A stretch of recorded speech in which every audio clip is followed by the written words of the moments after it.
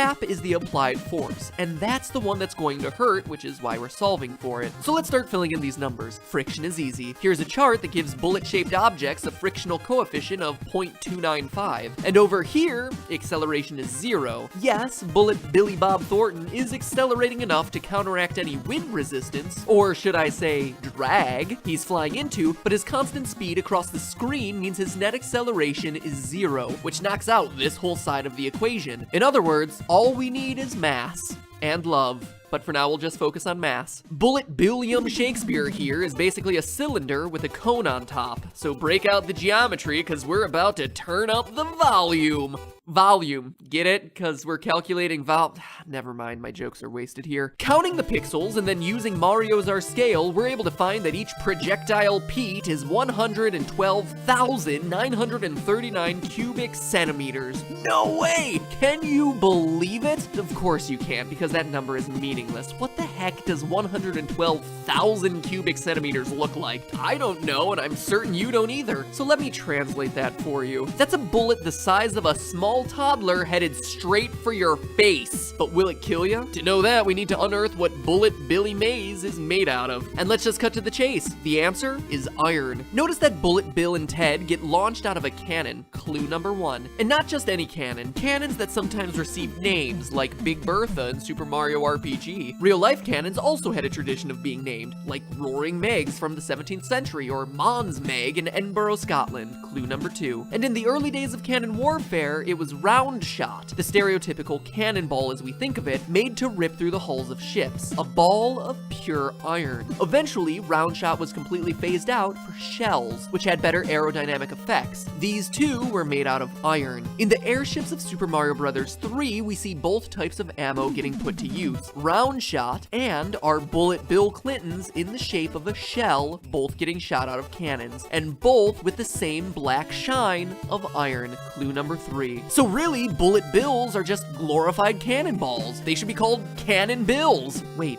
Cannonball, Cannon Bill.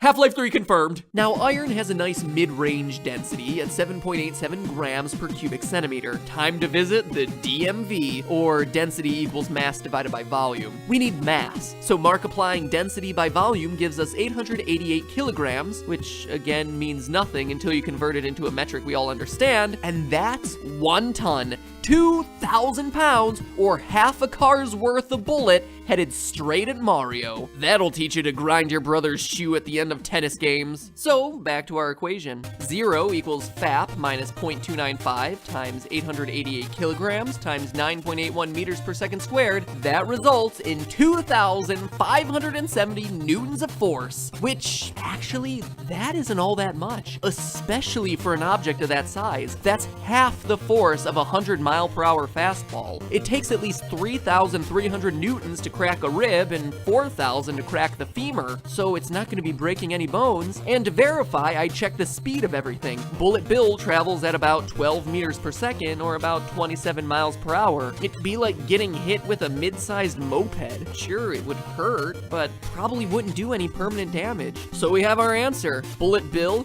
Ha! Hardly. More like leisurely meandering William.